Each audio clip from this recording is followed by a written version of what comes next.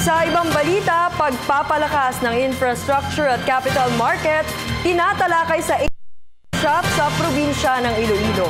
Ang detalye sa ulat ni George Bandola mula sa Iloilo Live.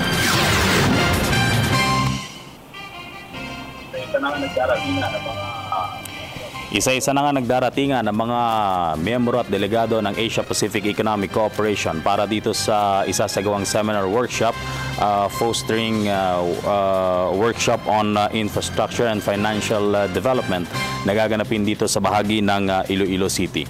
Dahil po sa patuloy na pagtaas ng populasyon sa Timog Silangang Asya, subalit ang pagdami nito ay hindi natutugunan ng mga dagdag na infrastruktura, enerhiya at mga pampubliko pang pasilidad tulad ng mga ospital, eskwelahan, government centers at pamilihan.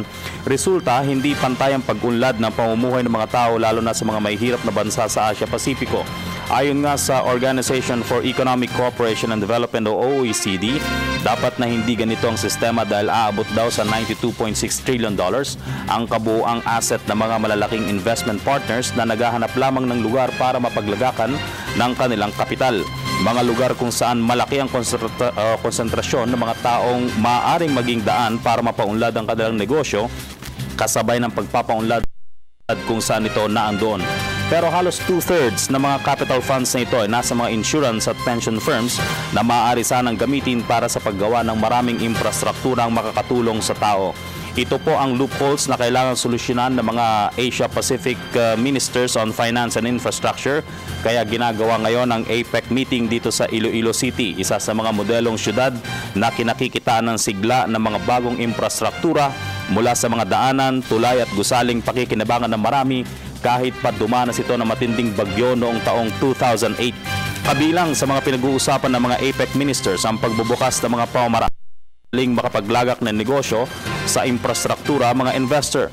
Sa pagsisimula ng APEC meeting and workshop on infrastructure, financing and capital market development, si Public-Private Partnership Executive Director Cosette Canilao ang magbubukas nito sa kanyang concurrent capacity bilang co-chair ng APEC PPP Experts Advisory Council.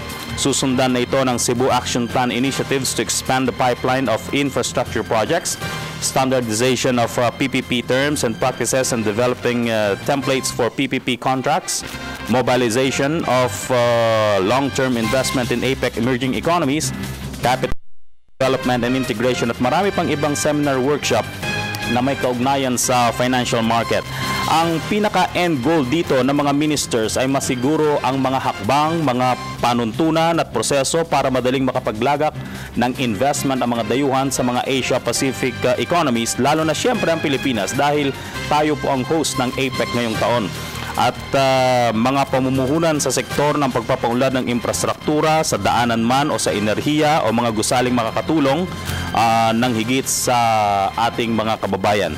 Yan muna ang ilang mga abangan ng ating mga kababayan sa APEC meeting dito sa Iloilo. Magandang panahon ba dyan ng pagulan pero mukhang hindi matutuloy. Ready na rin ang kapulisan para sa mga seguridad sa ating mga delegadong pupunta po dito sa Iloilo City.